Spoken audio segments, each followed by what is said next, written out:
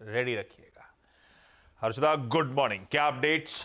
Good morning आशीष। हम सब जानते हैं कि अप्रैल के महीने में जो कंपनी के फाउंडर और एमडी हैं, उन्होंने कहा था कि जुलाई 9 इनका लास्ट डेट रहेगा। उसी सिलसिले में एक नए एमडी और सीईओ की तलाश जारी थी।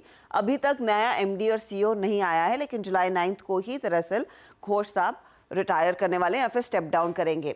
अच्छा, उनकी जगह रतन कुमार केश को 3 महीने के लिए एक इंटरिम एमडी और सीईओ के तौर पर चुना गया है। आरबीआई की तरफ से अप्रूवल मिला है। रतन कुमार केश वो हैं जो कंपनी के ईडी और साथ ही साथ चीफ ऑपरेटिंग ऑफिसर है। 10 जुलाई ऑनवर्ड्स ये दरअसल बिजनेस को संभालते हुए दिखाई देंगे जब तक एक नया एमडी और सीईओ नियुक्त नहीं किया जाता।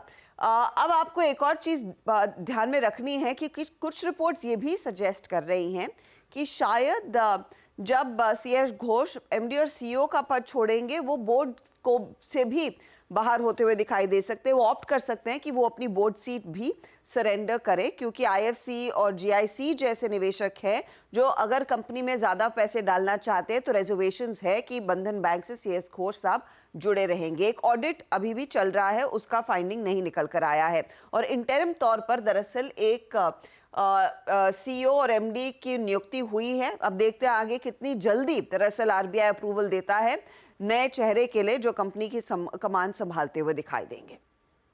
ओके, कंफ्यूजन प्रिवेल करेगा। इंटरिम अरेंजमेंट है, क्यों आरबीआई ने नए एमडी सीईओ साहब की नियुक्ति मंजूर नहीं कर दी 3 साल के टाइम होराइजन के लिए, 2 साल के लिए, जो भी इंटरिम अरेंजमेंट क्यों करना पड़ा? तो ये सब कंफ्यूजन दिमाग में बैठेगा।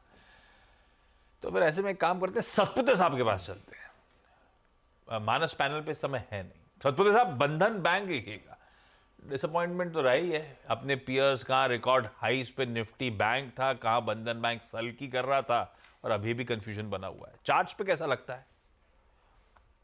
जो देखिए चार्ट पे कंसोलिडेशन है, तो देखिए इसके लिए इंपॉर्टेंट होगा 200 से लेके 195 का जोन।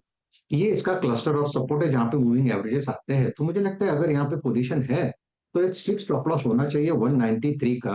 अगर ये हिट होता है या ये ट्रिगर भी होता है तो फिर मुझे लगता है यहाँ पे क्लियर एग्जिट होगा, क्योंकि ये जो रिलीफ थी, ये जो पुल बैक था, ये खत्म हो जाएगा और काउंटर में वीकनेस आएगी। तो यहाँ पे आज के लिए इंपॉर्टेंट होगा 200 से लेके 195 का क्लस्टर, इसे हम वॉच करेंगे। चलिए, एफएनओ कर्व में लेकिन ध्यान रखिएगा, बंधन बैंक कंटिन्यू करेगा।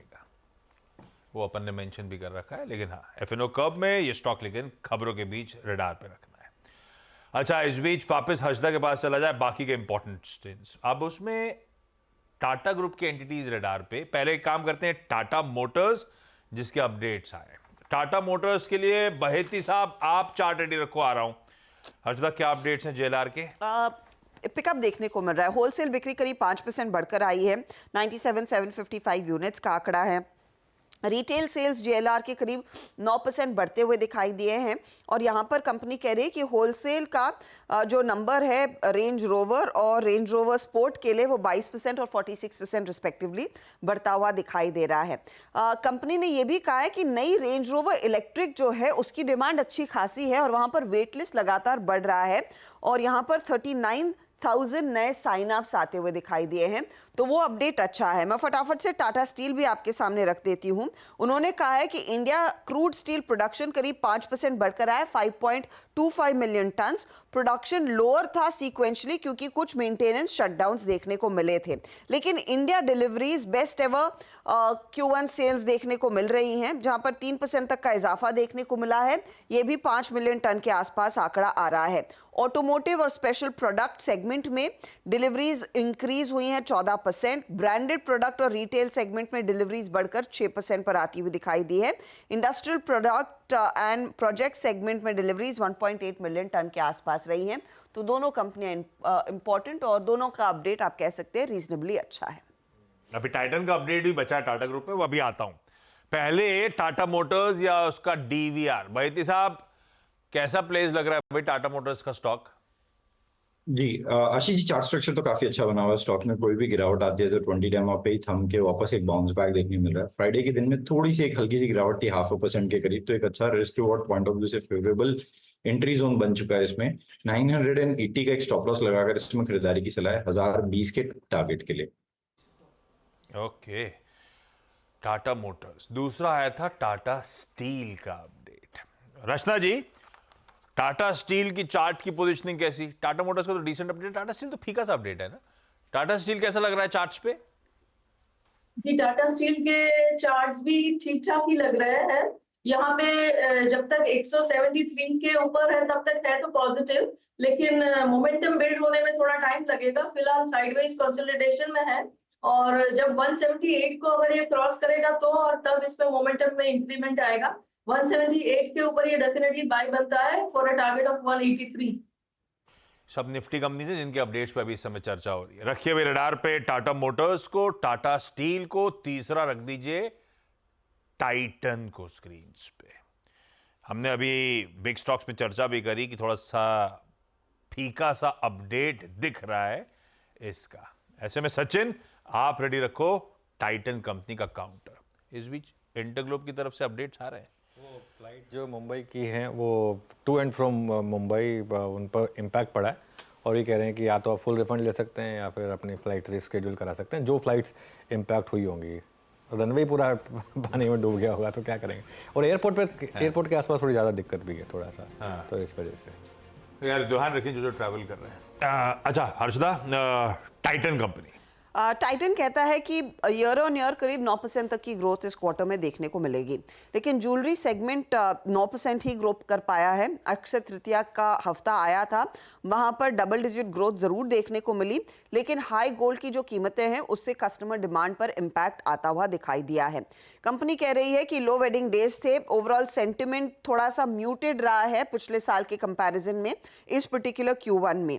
गोल्ड के जहां पर हाई सिंगल डिजिट सेल्स देखने को मिली हैं, वहीं आप देखिएगा स्टडीड सेगमेंट में जो ग्रोथ है वो काफी मॉडरेट है। कैरेट लेन 18% इस बीच ग्रो कर पाया है। वॉच एंड वेरेबल सेगमेंट में 15% तक की ग्रोथ है। आई केयर सेगमेंट 3% ग्रो कर रहा है। इमर्जिंग बिजनेस में 4% तक की ग्रोथ है। इस बीच 61 स्टोर्स कंपनी ने जोड़े हैं और ग्रुप का पूरा रिटेल नेटवर्क प्रेजेंस अब 3096 स्टोर्स में है। ज्वेलरी सेगमेंट को लेकर सेंटिमेंट थोड़ा सा नर्म है, ये कंपनी ने साफ कहा है। ठंडा पड़ा हुआ स्टॉक ऑलरेडी है, लेकिन अपडेट वाकई कमजोर। जब इतने सारे स्टोर ऐड करे तो भी सिर्फ इस तरह की ग्रोथ आई है। और चैलेंजिंग सिनेरियो खुद अपने प्रेजेंटेशन में हाईलाइट कर रहे हैं, अपडेट में हाईलाइट कर रहे हैं। सचिन, बेचोगे या हो गया जो होना था? आशीष जी, क्लियरली एक डाउन ट्रेंड में स्टॉक लॉक्ड इन है। इनफैक्ट अच्छे कंसोलिडेशन के बाद वापस एक ब्रेकडाउन हुआ था पिछले हफ्ते में, एंड जिस तरीके से वो ब्रेकडाउन के बाद डेटा है, क्लियरली वहां पर शॉर्ट एडिशंस ही नजर आए हैं।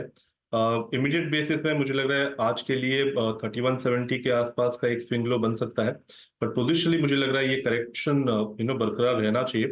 And on the lower side लगभग अराउंड 3100 के आसपास का जो एक सपोर्ट बेस है, मुझे लग रहा है वो पर्टिकुलर सपोर्ट बेस वापस रिविजिट होगा। तो यहाँ पे clearly fresh short positions intact रखने की सलाह होगी। इनफैक्ट एडिशंस भी किए जा सकते हैं। अगर एक अच्छी ओपनिंग मिल जाती है लगभग अराउंड 3300 एक आइडियल लेवल हो सकता है जहां पर फ्रेश शॉट्स ऐड किए जा सकते हैं on a pull back. But positionally मुझे लग रहा है काफी दबाव में है काउंटर, एंड रिवर्सल्स तभी एस्टैब्लिश होंगे जब ये स्टॉक 3380 के ऊपर कॉन्फिडेंटली ट्रेंड करेगा। तो आई थिंक स्टॉप लॉस आपको लगभग अराउंड 3300 के आसपास प्लेस करना है, एंड अभी भी शॉर्ट पोजीशंस बनाने की ही सलाह होगी। गाबा सर, इंडसइंड बैंक चेक करिएगा। आ रहा हूं आपके पास एक और निफ्टी का अपडेट, उसके बाद बाकी अपडेट्स पढ़ूंगा। हर्षदा, इंडसइंड बैंक कैसा लग रहा है? इंडसइंड बैंक के केस में भी आशीष, अगर आप देखिएगा एडवांसेस जो हैं वो 1% ही बढ़ के आए हैं इस पर्टिकुलर क्वार्टर में। 3.48 लाख करोड़ के आसपास वो नंबर है। अब डिपॉजिट्स देखिएगा, वहां पर 4% तक की वृद्धि देखने को मिली। 3.98 लाख करोड़ का आंकड़ा है। और कासा रेशियो अगर आप ध्यान दें, पिछले क्वार्टर में 37.9% था, वो घटकर करीब 36.7% के आसपास आता हुआ दिखाई दिया है। ठंडे ही हैं वैसे। HDFC बैंक से कंपेयर करो तो ठीक लगेंगे, लेकिन अपने आप में फीके से अपडेट्स इंडसइंड बैंक के भी। एक ही चीज़ है, इंडसइंड बैंक बहुत गिर चुका है स्टॉक। मतलब आई थिंक बाकी जैसे HDFC बैंक के साथ वायलेंट रिएक्शन इसलिए आया था क्योंकि स्टॉक बहुत चल चुका था। वो 1350 वाला 1700 पहुंच गया था। इसके केस में उल्टा हुआ है, 1750 वाला 1400 पे आ गया। तो आई थिंक काफ़ी हद तक शायद भाव में है। लेकिन इसके जो एक वन वे री रेटिंग चल रही थी उस पर ब्रेक लगा है। पिछले साल का आई थिंक बैंक निफ्टी का सबसे कंसिस्टेंट परफॉर्मर था ये। इस साल उसमें कुछ चेंज हुआ है। आई थिंक कहीं ना कहीं ये स्टॉक का जो मोजो था वो थोड़ा सा मिसिंग है पिछले 3-4 महीने से। लेकिन देखिए 12 महीने का चार्ट ऑलमोस्ट फ्लैट हो गया, वो जो पूरी रैली थी पूरी फिजल आउट हो चुकी है ऑलरेडी। इंडसइंड बैंक, अब ये किसी और दिन पूछूंगा गाबा सर से, जब उनका पोर्टफोलियो अच्छा कर रहा है तो इंडसइंड बैंक की भरपाई कौन कर रहा है। लेकिन गाबा सर, इस समय इंडसइंड बैंक पोजीशन कैसा लग रहा है आपको? दो डिस्क्लोजर, एक मेरे इन्वेस्टमेंट पोर्टफोलियो में, लॉन्ग टर्म पोर्टफोलियो, दूसरा मेरे ट्रेडिंग पोर्टफोलियो में भी है। यहाँ पर ये रेंज खेलना चाहिए, प्ले रेंज। 7 महीने से स्ट्रगल कर रहा है, लेकिन लोअर एंड में करीब 1350 1400 के बाद पे यहाँ पर सपोर्ट मिल रहा है, तो लेना इस जोन पे चाहिए, बेचना ऊपर चाहिए करीब 1650 1700। तो टारगेट जो रेंज है 1650 1700 का है। स्लो है, स्लगिश है, लेकिन लोअर लेवल से इंडसइंड बैंक में सपोर्ट मिलना चाहिए। 1350 1375 1400 जोन, वहां पर मिलता है मौका तो ले लेना चाहिए, फिर एक होल्ड करना चाहिए 2-4-6 महीना, अच्छा मुनाफा दे सकता है। तो I think it's a hold long term के लिए। शॉर्ट टर्म में बायबल है डिप्स। ओके, अच्छा चलिए भाईती साहब, जरा सा ये डाबर और मैरिको देखिएगा, दोनों के अपन लोग सब ब्रिटानिया HUL की प्रेफर्ड पिक्स की बात करें, दरअसल अपडेट उन दोनों के आए।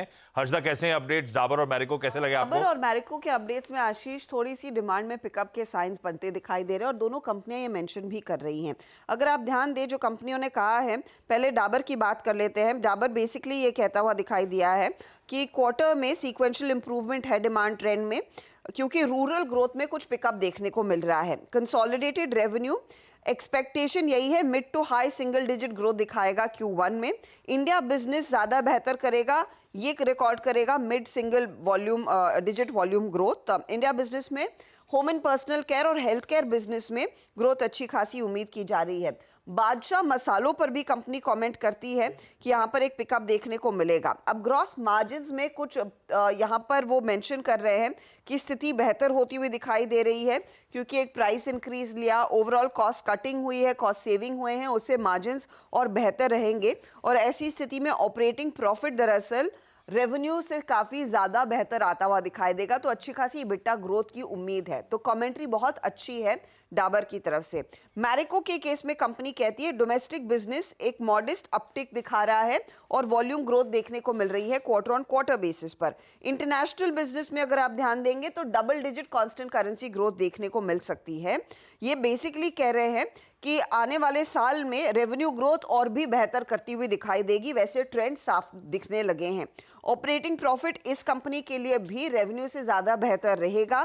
यहाँ पर भी कंपनी कह रही है कि मार्जिन्स में ईयर ऑन ईयर इंप्रूवमेंट देखने को मिलेगी। अब प्रोडक्ट ब्रेकअप अगर आप देखेंगे तो पैराशूट कोकोनट ऑयल Q1 में low single digit volume growth दिखा रहा है।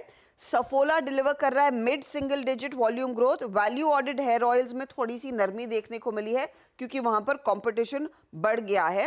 फूड और डिजिटल फर्स्ट ब्रांड्स में रोबस्ट मोमेंटम कायम है। भाईती साहब, क्विकली, कहीं ट्रेडर दोनों में से? आशीष जी, दोनों में ही ट्रेड है। इनफैक्ट मैरिको हमारे रडार में भी था, और जिस हिसाब से डिलीवरी वॉल्यूम्स अच्छे हुए हैं फ्राइडे के सेशन में, वॉल्यूम्स भी स्पाइक है और डिलीवरी वॉल्यूम्स भी अच्छे हैं, तो इसमें खरीदारी की सलाह है। 605 रुपए का एक स्टॉप लॉस लगाना है मैरिको में। हमें लगता है इसमें 635 रुपए के तक का टारगेट देखने मिल सकता है। सिमिलरली डाबर का चार्ट स्ट्रक्चर भी काफी अच्छा बना हुआ है। 20 डेमा पे अच्छा सपोर्ट लिया है स्टॉक ने, और जिस हिसाब से स्ट्रक्चर बना है 595 का एक स्टॉप लॉस लगाकर डाबर में भी खरीदारी की सलाह है। डाबर के भी जो टारगेट्स है वो 630 तक के मोमेंटम इसमें भी देखने मिल सकता है। ओके हर्षदा, बाकी के Q1 अपडेट्स? बाकी Q1 अपडेट्स में नायका रेडार पर रहेगा आशीष, जहां पर हमने देखा है कि कंसोलिडेटेड एंटिटी करीब 22 से 23% year on year growth expect कर रही है Q1 में।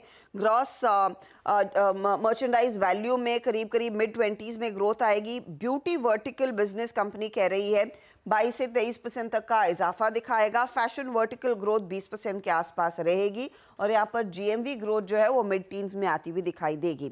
यूनियन बैंक रेडार पर रखेंगे, जहां पर टोटल डिपॉजिट सिर्फ 0.22% बढ़े हैं क्वार्टरली आधार पर। ग्रॉस एडवांसेस 0.81% बढ़ते हुए डोमेस्टिक कासा एडवांस डिपॉजिट्स जो है 2.5% घटे हैं, तो वहां पर थोड़ा सा डैम्प नंबर है। अदानी विल्मर ने कहा है वॉल्यूम ग्रोथ 13% की, ब्रांडेड एक्सपोर्ट्स 36% का बढ़ता हुआ, एडिबल ऑयल वॉल्यूम ग्रोथ 13% की बढ़ी है, वैल्यू में 10% का इजाफा देखने को मिला है। सिग्नेचर ग्लोबल, हम सब जानते हैं वो गुड़गांव में फटाफट हाथों हाथ प्रॉपर्टी बिकी है। प्री सेल्स 255% तक की ईयर ऑन ईयर, लेकिन क्वार्टर ऑन क्वार्टर 25% की गिरावट, 3120 करोड़ का नंबर।